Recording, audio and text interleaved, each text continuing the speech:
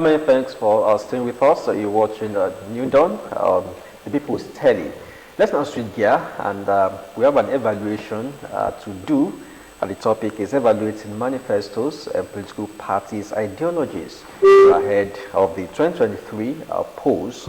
18 political parties and their candidates have been cleared by INEC for the 2023 elections. Of course, February 25th, we have the presidential elections, and these candidates are seeking to convince about 96.3 million voters why they deserve to succeed President Muhammadu Buhari at Aso Rock from May 29th, 2023.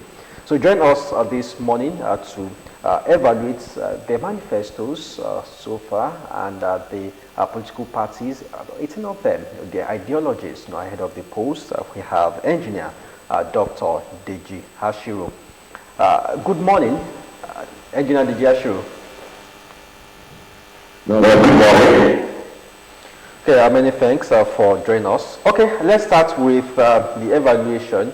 So far, the manifestos are basically, are centered on the economy, security, agriculture, restoring, and all that. I mean, things we know quite well. But the big question now is, are they implementable when you look at all the manifestos, particularly from the frontliners? How achievable or implementable are these manifestos?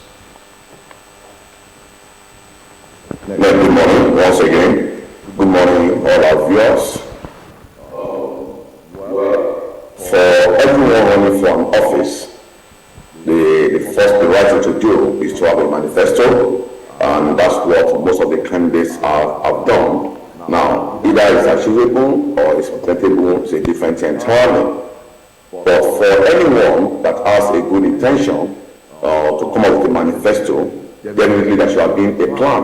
Because people plan, when you don't plan, then you're already planning to fail. And I want to believe strongly that every manifesto, every election promises are all achievable if you put your heart into it. And if you are very, very sincere and you are genuine about your manifestos, it is achievable.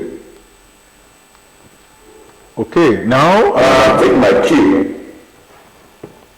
Please go ahead. No, okay, you were saying something. You wanted to say something?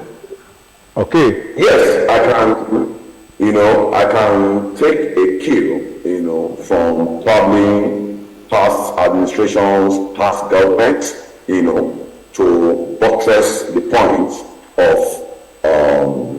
manifesto being achievable. I'm from Ogun State, and from Djibouti, and I watched it very closely. So I can take a cue from the present governor of Ogun State, Prince Dr. Abeokuta MFR, that came into the office in 2019, May 29, when he was sworn in.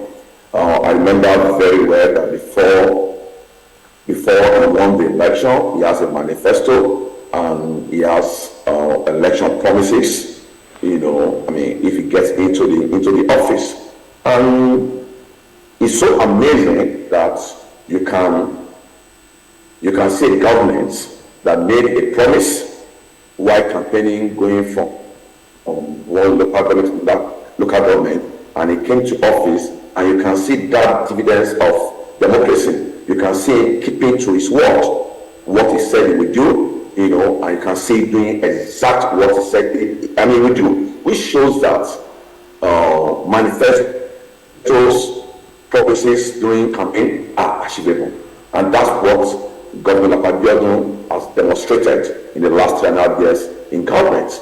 Not only, you probably also look at the administration at the federal level, there are many things that were promised during the electionary, and some of them are in place. Even though there could be some deficits here and there, but there are things that actually, were unfolded and were implemented, during the governance. Okay, now let's come a little away from the manifestos and look critically into ideology. It's like, people are saying that there are birds of the feather, all the political parties, there are no clear-cut ideologies between them. And, for example, in the United States, where we copied the presidential system of government, if you're a Republican, we know what you stand for, we know your ideals, we know your objectives, we know if you are a Democrat, we know where you stand. But in Nigeria, it doesn't look like, you could just move from party A to party B and then to party, and you wonder, is that the way it should be? In all honesty, it shouldn't be that way. The parties should have ideologies, political parties should have ideologies, and people are the major problem, because people, they have no principles and they have no ideology. That's why you see them jumping from one party to another party. All right. So it's not about the party, it's about the people. Okay. Now, with this scenario, the landscape, the political landscape now is fluid, and you are looking at. Okay, let's look at what is going on now. We have 18 political parties. Some of them you don't even, it looks like we are not dealing with issues where the political parties are not really bothered about issues. The way it's looking to a number of people, particularly, or maybe let's get your own perspective. This campaign that is starting, that is is going to heat up now. How would you assess it so far, based on the things that had been going on since when the ban was lifted, or when they had the full strength to go the whole hog? If I hear you well, you said the campaign is about to eat up. It's already eating up. Yeah. I mean, in some quarters, it's already eating up. I mean, you can see the candidates are already moving from state to state. I mean, the governorship candidates are already moving from local government to local government. Yeah. I mean, at the federal level, you can see Abeokuta touring the states. You can see Atiku Abubakar touring the states. And I mean, you can see they're already, gathering, supporters. At the state level as well, Lagos State, Ogun State, I mean, you can see that the campaign is already in full gear. Whoever that is not on the field now is a joker, and that's the reality. Because to presidential election, we have just about 24 days. February 25th, and we have less than about 5 weeks or 6 weeks, less than 6 weeks to the gubernatorial election. Therefore, the campaign is already going. So, and my assessment of the campaign so far, I can only assess, the serious candidate that we have seen on the field, at the presidential level. The only two serious candidates I have seen on the field, by my own assessment, is Atiku Abubakar and Abeokuta. And you may probably ask a lot of people. Yes, Toby. I mean, there's a lot of noise on the social media, but social media, there's no polling booths on social media. Well, are you really sure it's just a lot of noise on the social media?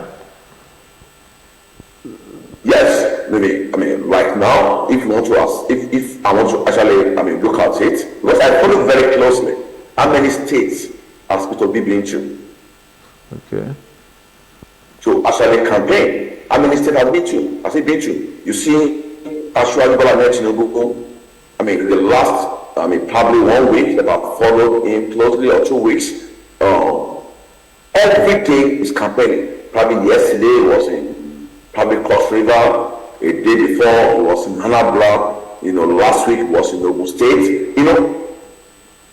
It's just moving. Same with Atiku Abubakar. Even though I think Abubakar is not doing as much as Bola Tinubu is doing, but is doing as much as he can do as well. But you cannot really pin down which states are 36 states. If you have 3 weeks to presidential election, 24 days now, probably campaign will start maybe like 2 days or 3 days before then. You have 21 days, 36 states. I have to talk 36 states. You can't do more than 1 state in a day. And someone has not even done 5 states. How will the person cover 36 states? Even if you start today and doing 1 state per day. I mean, for me, that candidate is not as serious as people think that he is. That is good. Okay, what I said that with no apology to anyone. Okay, well, engineer, are you satisfied with the level of electioneering? Some would say, believe the candidates should speak more about issues. How they are going to profile solutions to some of these challenges, confronting us as a people. What other things do you think you like to see? Yes, I agree with you that the candidates need to speak to issues. They need to speak to how to turn things around, because there are many issues on ground at the moment. I expect the candidates to begin to address the issue of West City. To address the issue of insecurity, to address the issue of. It's unfortunate that today people are killing. It's simply saying that I'm going to, increase power generation. Let's look at, I've heard actually Bola Tinubu talking about curbing insecurity, which, yes, he highlighted how it will be done. He spoke about bringing in, addressing the monetary policy. He spoke about that. He spoke about infrastructure development, but you need to speak more to that. In honesty, Atiku Abubakar also said he's going to privatize the government establishments, industries, and all sorts to bring in investors. They've said bit and bit and bit here and there, but more needs to be done. Well, okay. I can say that, yeah. Okay, you could go ahead. We're almost rounding off this segment. Maybe your parting shots, Engineer Deji Ashiru. When coming days, 24 days now to the presidential election. So what are expectations? Well, according to National Democratic Institute and National Republican Institute of the USA, they believe that the 2023 presidential election may go into a runoff.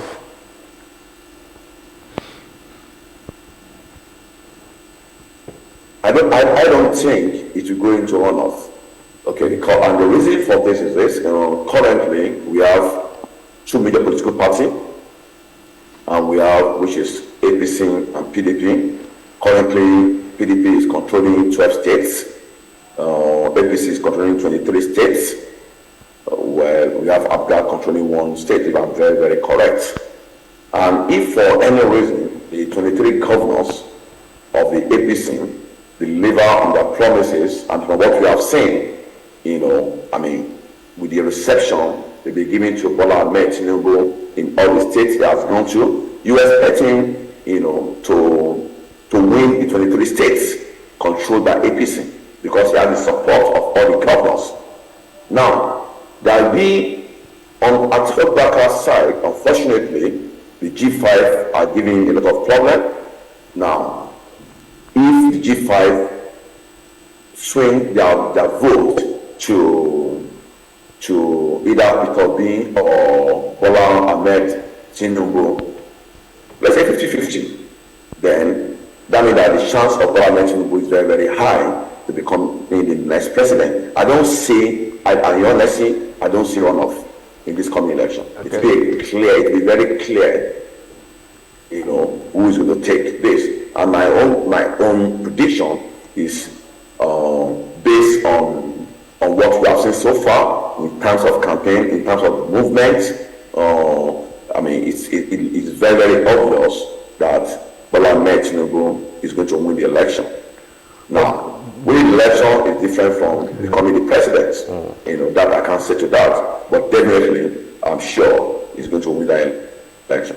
But do you see a third force? Pardon? Do you see a third force? Come again? Someone say the emergence of... Yes, the margin is very clear between him and the second person. I'm talking about a third force. I think the second person will be Atiku Abubakar. And the margin is very clear. Okay, well, that's your... That's my view. Yeah, that's your view. That's your opinion, which you are entitled to. I was asking that do you see Labour Party as a third force? Labour Party? As a third force. I don't see Labour Party. Pardon? A third force, yes. No, I don't see. And I will tell you why. I once ran for office before in Ogun State for Senate. I taught in Ogun East, there are 103 wards in Ogun East, 9 governments, and I taught every ward. I was on the field for 7 months every day, moving from one ward to polling booth, 1,135 polling units. I went round 3 times. It's a lot of work. You need to connect with the electorate. You need to connect with the grassroots. Now, Obi, Labour Party, they are connecting, or let me say Obi, not the Labour Party, they are connecting with the elite on social media. And that will not, the people on the real voters and the grassroots. See, I say something. When you see people, they say, you fill a stadium, for example, when you see Atiku filling a stadium, Ashwadi filling a stadium, people are saying, many people are in that stadium. So people say, those people, they have no work. Those people you see in those campaign rally, they are more like a canvassers. They have people also that they also, will go and canvass too.